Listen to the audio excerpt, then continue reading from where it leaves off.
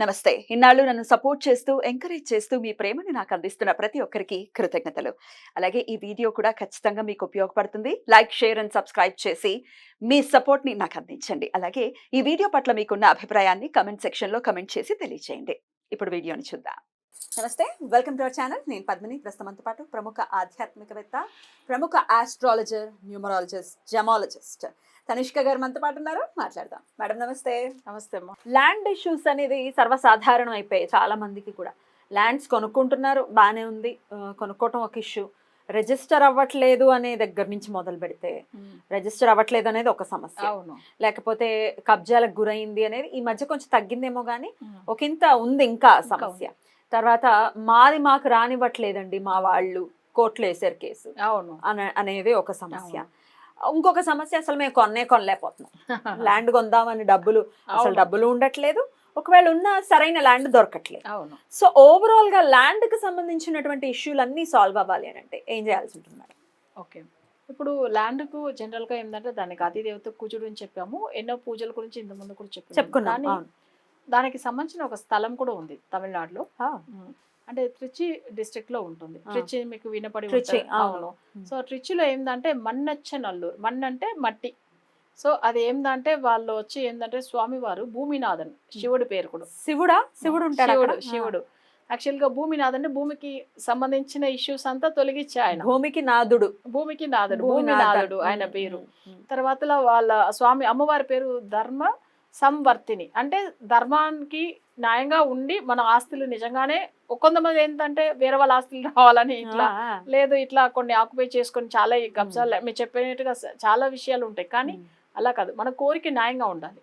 So అలా చేసే అమ్మవారు అనమాట. ఇక్కడ మనకేందంటే ల్యాండ్ విషయంలో చాలా మందిలు మీరు అనేట్టుగా కొంతమంది ప్రాపర్టీ వచ్చి కొనాలని అనుకున్నా, లేకపోతే వాళ్ళు అసలు వాళ్ళకి రావాల్సిన షేర్స్ రాకపోయినా, లేదు కొన్ని మందులు ప్రాపర్టీ సేల్ చేయాలని అనుకున్నా, లేకపోతే రియల్ ఎస్టేట్ బిజినెస్ లో ఉండాలి అనుకునే వాళ్ళకి కూడా ఉపయోగపడుతుంది. సూపర్. ఎందుకంటే మన్నెచ్చ నల్లూరు అంటే అనిచ్చ నల్లూరు అంటే మట్టి సంబంధించిన సమస్యలు, భూమి సంబంధించిన సమస్యలు ఏవైనా కానీ దానికి ఒక పరిహార స్థలం అంటేనే అసలు ఈ స్వామివారి టెంపుల్. ఇది మన్నెచ్చ నల్లూరు, ఊరు పేరు కూడా మన్నెచ్చ నల్లూరు అంటే అక్కడ త్రిచి దగ్గర ఉంటుంది.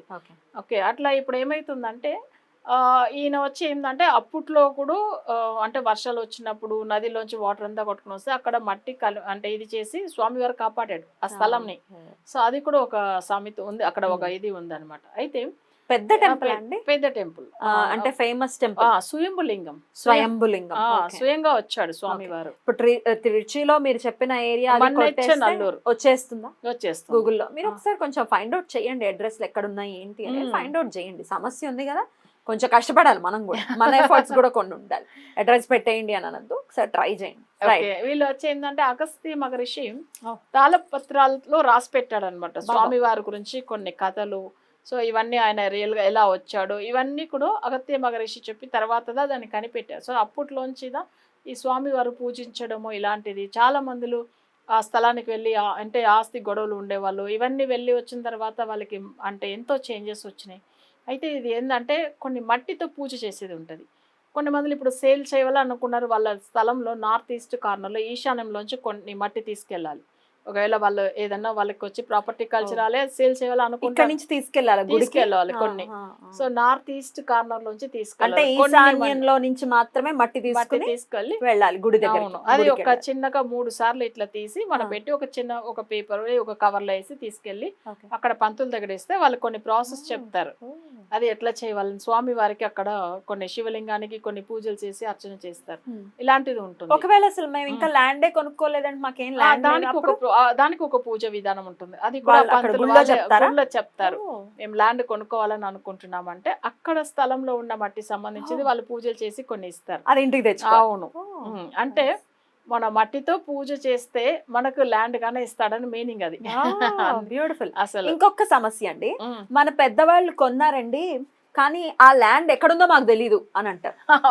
పేపర్స్ లేవు కానీ ఉంది, మాకు ల్యాండ్ ఉంది కానీ ఎక్కడుందో తెలియదు, పేపర్స్ లేవు, పేపర్స్ ఉన్నా దాన్ని మేము వెతికి పట్టుకోలేకపోతున్నాము అని చెప్తారు. ఈ సమస్య కూడా సాల్వ్ అవుతుందా?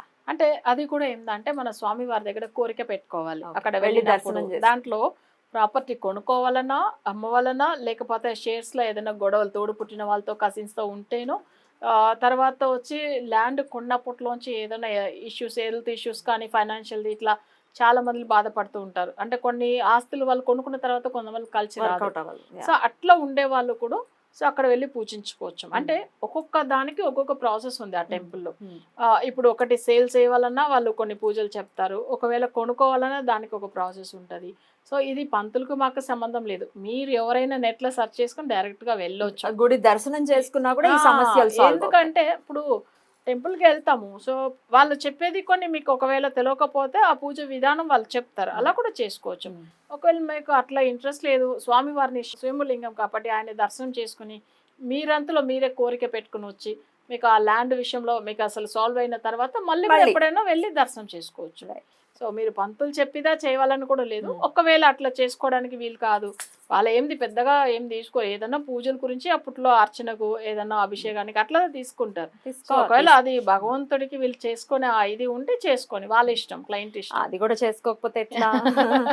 చేసుకోవాలి కదా స్వామికి అభిషేకం. స్వామి వారికి చేయడం వచ్చి మనకు వచ్చి శివుడికి అభిషేకం చేస్తేనే పూర్వజన్మ పాపాలు తొలిగిపోతాయి. సో ఆయనకు చేయడం వల్ల మంచిదే, కానీ అది క్లయింట్ వాళ్ళ ఇష్టాన్ని పెట్టి వాళ్ళు ఇక్కడ నుంచి లాంగ్ పాపం అంత దూరం వెళ్తారు, వాళ్ళ కోరిక వాళ్ళకి ఏం పెట్టుకున్నారో సో అక్కడ వెళ్ళి ఒక్కసారి పంతుల దగ్గర మాట్లాడితే చెప్తారు. ఒకవేళ వాళ్ళు ఇక్కడ నుంచి ఏదైనా ల్యాండ్ ఉంది, సో ఇప్పుడు అగ్రికల్చర్ ల్యాండ్ ఉంది, అక్కడ ఎక్కువ ఏంటంటే వాళ్ళకి పంట పండట్లేదు, చాలా కష్టపడుతూ ఉంటారు ఇప్పుడు. సో వాళ్ళకి కల్టివేషన్ బాగా లేకపోతే అక్కడ కూడా ఈశాన్యంలోంచి వాళ్ళ స్థలం నుంచి మట్టి తీసుకెళ్లి పూజించి అట్లా కూడా చేసుకోవచ్చు. రైతులకు కూడా ఇది ఉపయోగపడుతుంది. అట్లా కూడా చేసుకోవచ్చు. ఇప్పుడు మన భూమి ఉంది కాబట్టి మట్టి తీసుకెళ్ళవచ్చు, ఒకవేళ కొనుక్కునేదానికి ఉంటే వాళ్ళే కొన్ని చేస్తారు పూజలు. ఇట్లా ఎట్లా కావాలన్నా మనం సాల్వ్ చేసుకోవచ్చు. స్వామివారు అమ్మవారు ఇద్దరు మేజర్గా అక్కడ అమ్మవారు ఏంటంటే న్యాయ ధర్మం అంటే ధర్మ రీతిలోనే వెళ్తారు. అంటే ఆ అమ్మవారి పేరే ధర్మ సంవర్ధిని.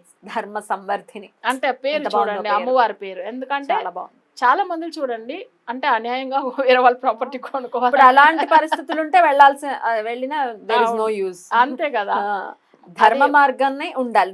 ధర్మం మీ పక్షాన్ని ఉంటేనే మీ కోరిక తీరుతుంది. అవును. ఇప్పుడు ఒక నలుగురు అన్న తమ్ముళ్ళు ఉన్నారు, వాళ్ళకి ఈక్వల్ షేర్ వచ్చింది, కానీ తమ్ముడిది నాకే కావాలని అట్లా వెళ్తే వేస్ట్. ఇప్పుడు అన్ని కేసెస్ అవేనండి బాబు, తమ్ముడికి ఇవ్వనివ్వరు, ఇట్లా ఉంటారు అసలు. అలాంటి వాళ్ళు కూడా ఉంటారు, బట్ అట్లా కాదు, మనం న్యాయంగా వెళ్ళి కోరిక పెట్టాలి దేవుడి దగ్గర. అలా ఉంటేనే దేవుడు చేపిస్తారు, లేదంటే చేయడు. అది కూడా మీకు చెప్పాలి. ఎందుకంటే ఇప్పుడు చాలా మంది ఈ విషయాల గురించి ఏదో దేవుడు మనం తప్పు చేసుకుంటూ ఉన్నా మనకు మంచిది చేస్తున్నాడని అనుకుంటారు, కానీ తప్పకుండా ఒక రోజు దానికి శిక్ష ఉంటుంది. సో అది న్యాయంగా వెళ్ళాలి అంతే. సరే అలా ఎవరైనా కానీ ప్రాపర్టీ ఇష్యూస్ వల్ల సమస్యలు మరీ ఎక్కువ ఉంది, రియల్ ఎస్టేట్ చేసే వాళ్ళు కూడా వెళ్ళి చేసుకోవచ్చు. భూమినాథ స్వామిని తప్పకుండా నమ్మండి, ఆయన మంచిదే చేస్తాడు.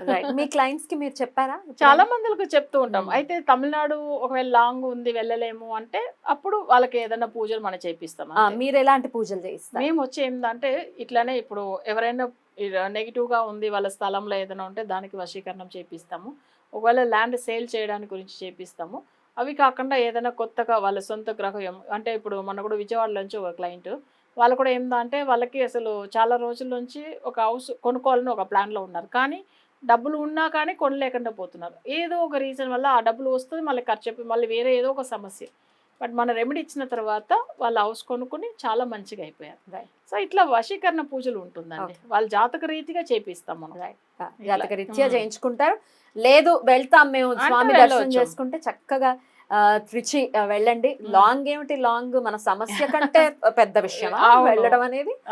ఎన్నెన్నో ఖర్చులు చేసేస్తాం, సినిమాలకు వెళ్తేనే ఎంత ఖర్చు అయిపోతుంది వాళ్ళు రేపు మనం చూస్తూనే ఉంటాం. సో వాటిని పక్కన పెట్టి స్వామి దర్శనం చేసుకుని సమస్యల నుంచి బయటపడాలి మన వాళ్ళని మనస్ఫూర్తిగా కోరుకుంటూ, చాలా చక్కటి ఇన్ఫర్మేషన్ మీరు గుడికగా వింటారు, వెళ్ళే ప్రయత్నం చేస్తున్నారు. మరొక గుడి గురించి కూడా మాకు పరిచయం చేసినందుకు కృతజ్ఞతలండి. నమస్తే. నమస్తే.